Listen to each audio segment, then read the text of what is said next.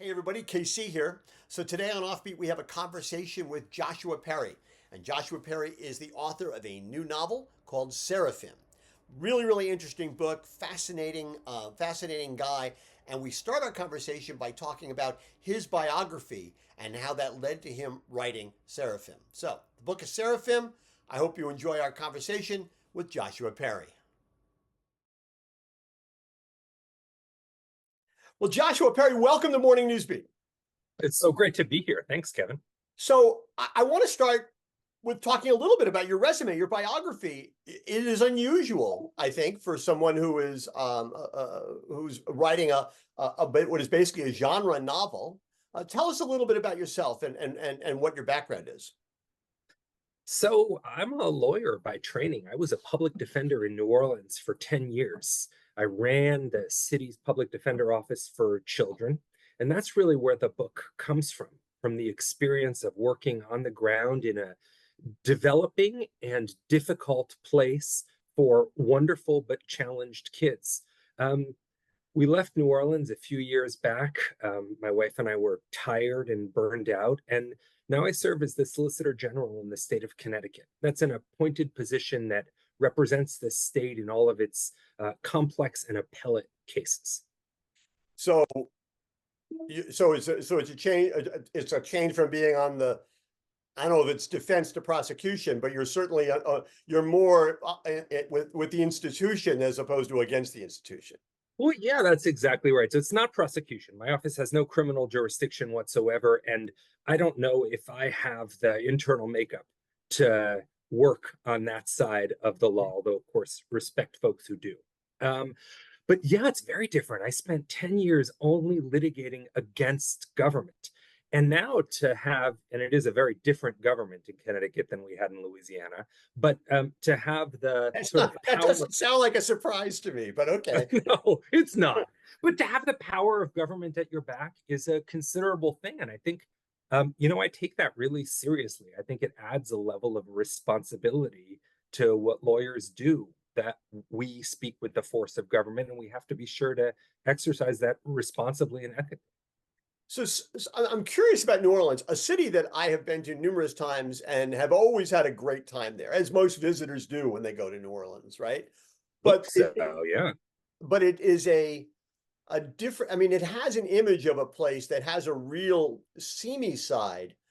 Is the work that you did as a public defender, especially working with kids, basically? Is that worse there than it is in more places? I mean, give me a sense of that. I'm just curious. New Orleans in the years after Hurricane Katrina was a place of chaos and also a place of promise. When I first moved there soon after the storm, it really did feel depopulated. The streets felt empty at night. And I think a lot of its people, rightly so, felt abandoned. Many of them felt rootless. Many of them hadn't come home. A lot never had the chance to come home. But it's a city that has been plagued by poverty and racism, systemic disempowerment of its population, and also violence, which often comes with those things when they're combined with guns. And it's the kids who I worked for grew up amid really extraordinary, heartrending violence. And some of them had done terrible things. All of them had had terrible things done to them. And that was a difficult place to work, but the difficulty for me was nothing compared to what they lived with and often persevered through. Yeah, the one word you did not use in there was corruption, which is the other image, which is that which is something, if you're dealing as a public defender, I'm sure at various levels, you were dealing with in the real world. Yeah, for sure. Look, power always carries with it the promise and the danger of corruption. And law is the secret language of power in a lot of ways. And lawyers have to decide how we want to deploy that language, how we want to speak that language, right? And it's absolutely true that there's corruption there. I think there's probably, sadly, corruption everywhere. But yeah, we encountered that regularly. And the really tragic part of it is so many promising young people come up in that city, like everywhere, and corruption siphons away the resources that they need to grow up in a healthy way and to thrive. Yeah. So you come out of that and you move to fabulous state of Connecticut, totally Love different, it. and you decide to write a novel. So why is fiction a better vehicle for you and you're talking about the system in this book. To be Yeah. clear, why is fiction a better vehicle than nonfiction? Because I couldn't be honest with nonfiction is the real answer. So, when you take it upon yourself to represent anybody, especially a child, you're making a solemn vow of loyalty to them. And with that comes a promise of confidentiality that is unbreakable. And it's especially important with kids because the whole premise of the youth justice system is that we're going to protect their privacy. We're going to give them a chance to grow up into adults who aren't tainted by whatever they were accused of, whatever they might have done as a child. And so when I sat down in the silence of COVID to reflect on my experience in New Orleans, when I finally had the sort of intellectual and emotional space to think about that, I started writing nonfiction. And I realized very quickly that I couldn't be candid telling stories about things that actually happened. And so it was only through the lens of fiction that I could be, I think, emotionally and morally honest about how my kids were being forced to grow up and what was being done to them. Yeah, it's interesting because I think a lot of novelists would say, "Hey, listen, nonfiction is by its very definition factual, but fiction can be much more truthful and honest." Yeah, I think that's right. I mean, I'm not the first person to think of Yeah, this idea, right? But the book, I think, hews to the truth of my experience. I can't purport to speak to the truth of the perspective that my kids had. They were mhm, different from me in so many ways, right? Here I am, a white Jewish upper middle class law school graduate carpetbagger who right. comes to New Orleans and serves these young people who, uniformly, because I was representing them, the public defender, right? They're kids who have no financial resources in life. They're young people by definition, right? 99% of them African American. Many had never left New Orleans other than when they were forced to leave, when they were exiled by Hurricane Katrina. There's a lot of differences there, right? And seeing accurately through that difference, I think, is really challenging. I hope I did justice to some of their perspective and experience. Yeah.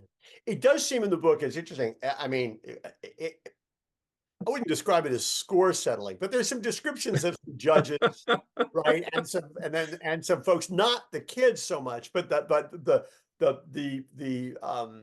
people who are operating within the system. Um, so I did have this sense that, as you were working, and I don't, if you weren't planning on writing a novel, you were at least keeping really good notes that you and may have said to yourself at some point, uh, I'm going to be able to, I don't know how I'm going to be able to use this observation about this judge, but someday it's going to come in handy. Well, the book is fiction. Right. But of course, everything that you experience in life, everything that you see, everything that you do informs your perspective, right? And informs your imagination. And it is true that one of the qualities that we try to nurture in young public defenders and young lawyers of all kinds is being a careful observer and recorder of the things that surround you. Lawyers, good trial lawyers, good appellate lawyers now, which I hope I am. I know I'm an appellate lawyer. I hope I'm a decent one. Are storytellers, right? And stories start with narratives about the world and ways of seeing and shaping the world. And that's what I was doing as a public defender. I hope I translated some of it into the book. I think that's, I wonder if that's a difference between trial lawyers and other kinds of lawyers, whether they're corporate lawyers or whatever, that trial lawyers, by very definition, have to get up and tell a story. And so they're conscious of language, they're conscious of narrative, They understand the idea of a beginning, middle, and an end.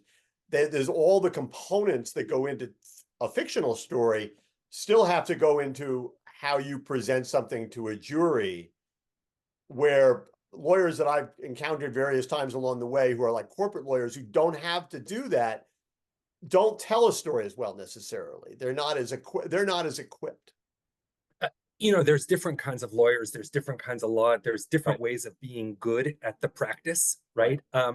As a trial lawyer, that certainly was something that I thought about a lot, and that my colleagues who I respected thought about a lot too, is how you tell a story that is accurate and truthful in the factual sense, but that also resonates with your audience. You want the jury, the judge, the prosecutor, whomever you're trying to be able to convince, to really see your client's perspective and truth. That doesn't always mean an acquittal, right? Sometimes it means simply that they're able to perceive that there is the possibility of redemption on the other side of prison.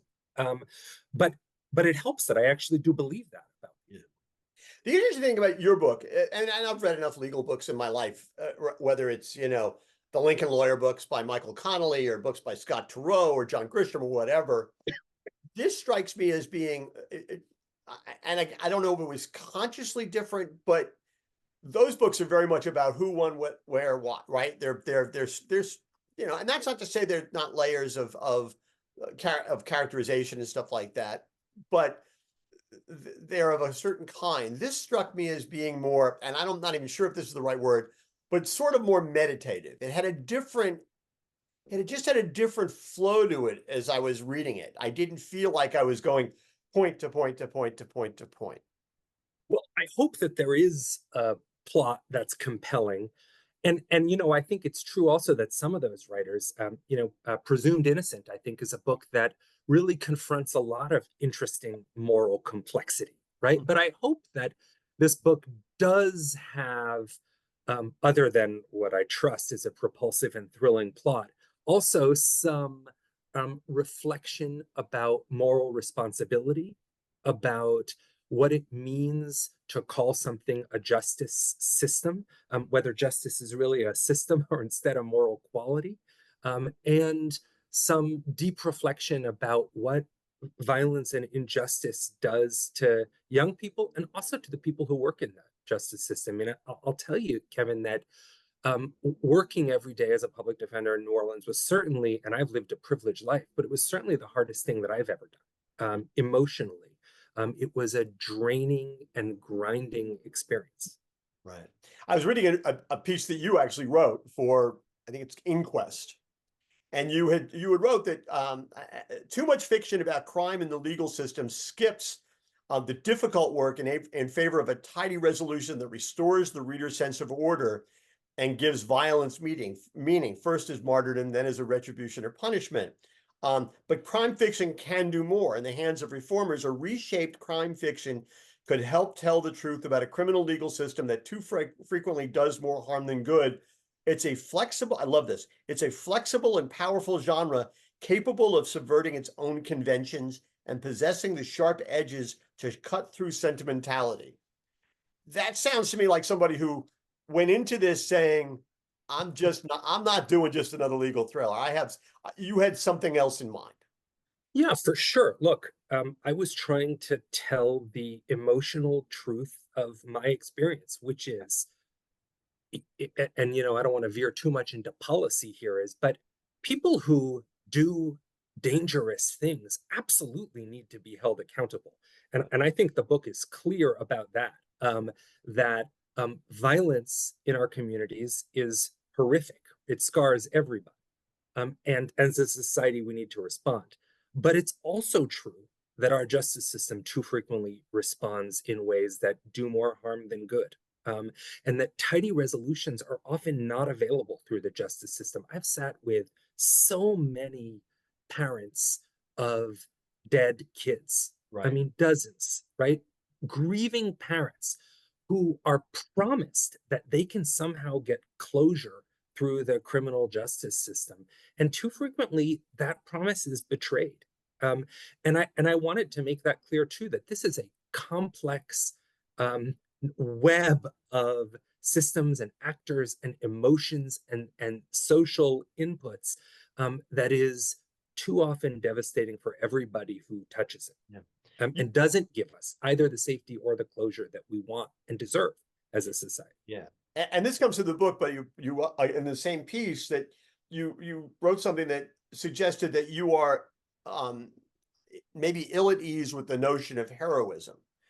You said that and as you were writing about your own protagonist, instead of grit and toughness, the defenders are vulnerable, permeable, soft. Those aren't such bad qualities. Maybe they're even virtues. They struggle towards empathy, which sits uneasily with heroism. Basically, you say empathy is a practice, almost devotional and too rare. Heroism is a performance. That was interesting. Yeah. So I have lots of heroes in Right. my life. I have teachers who are heroes. I have relatives who are heroes. And some of my clients are my heroes as well.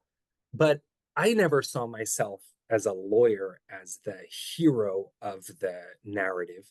That wasn't my job. And I have so many colleagues who sacrificed a lot, who were so skilled, who were dedicated, who were ethical. I mean, a lot of the qualities that we associate with heroism, right? But they didn't see themselves as the center of the narrative either. And I wanted to write a book where, and I think the lens of the book, Ben Alder, right? I think he is clearly at the center of the book, right? But I don't think anybody could read that book and say, oh, this guy is a hero, right? Oh, yeah. This guy always does the right thing, right? This guy is someone who I want to be like and who's being held up as a model. He's absolutely not that. He does some terrible things, right? And in the end, he ain't the Lincoln lawyer. no, absolutely Right. not. And in the end, he's a coward. He runs away, right? And if there's I just gave it away. If there's read the book anyhow. But if there's redemption, it comes through, in my mind, the sacrifice of other people who are in the book who you might not have at the beginning of the book thought of as the moral center. And I want people, yeah, it's true. I want people to think of the justice system in that way too, right? Those of us who went to law school are not some holy priests that are the sole bearers of truth in the temple of justice, right? This is a process which, if it's going to work, justice, I mean, needs the input and participation and integrity of lots of people and not just lawyers. Interesting. You should use the phrase holy priests in the temple of justice, because in fact, your protagonist is a former rabbinical student.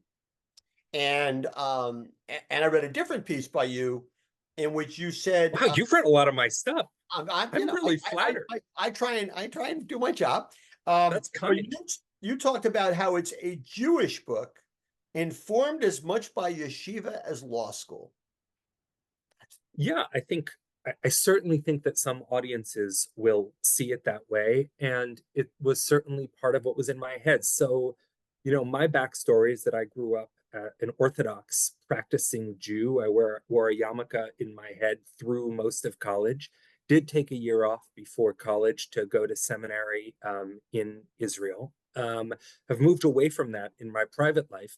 But as I said earlier, you see the world through your sum of experiences, among other things, right? And one of the ways that I tried to grapple with the difficult moral conundrums that I confronted as a public defender was by falling back on my sort of ethical makeup that had been instilled in me religiously, right?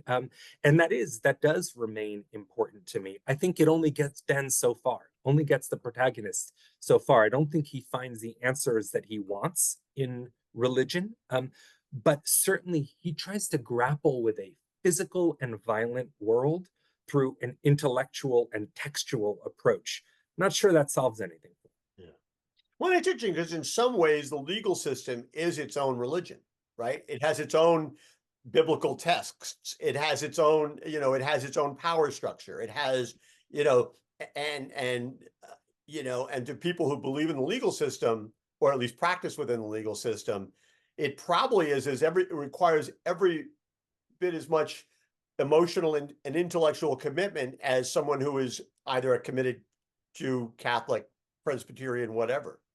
Yeah, it's one of the things that I find difficult about the legal system is that I think it does ask of us, and I mean us, the public in a democratic society, too much faith, right? I think folks who look at the US Supreme Court's decision in that real old fashioned Greco Roman temple of justice, right? And say, here are 9 priests of the law whose dictates we simply have to accept.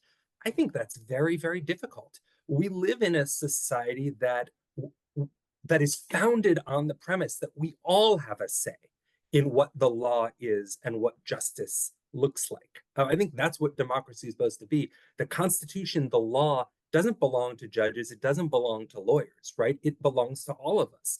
And I think that's one of the small points that the book has to make also.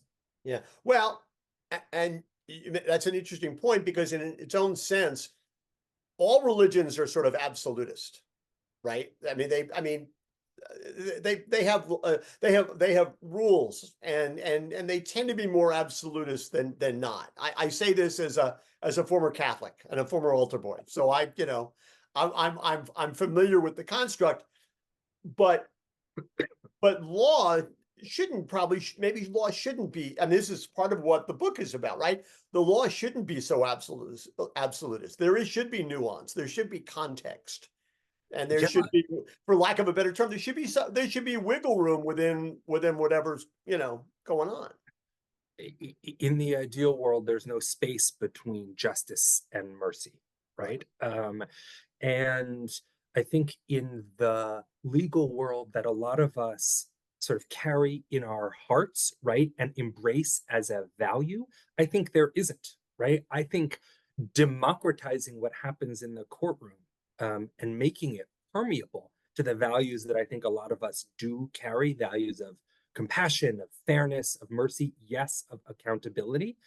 I think that's a real challenge. And sometimes the legal system pushes back against that rather than embracing those values. I think that's a shame. Okay, last question, and then I'll let you go. Do you need another pandemic to write another book? No. It's hard to find the space to write. I have kids, I have a spouse, I have a home, I have a full-time job. And especially because my job does involve a lot of writing and thinking, right? At the end of the day, the way I want to kick back is sometimes by, cutting wood in my wood shop rather than by writing. But I hope that I come back to writing eventually. I've been thinking a lot about the experience of during the family separation crisis in 2018. I represented a couple of the kids who were separated forcibly from their parents at the border. They were brought here to Connecticut, and we ended up diving into that case, and they're free and living here as productive residents in our city. And so that was a formative experience for me. It's one I've been thinking a lot about and I'm turning to for inspiration.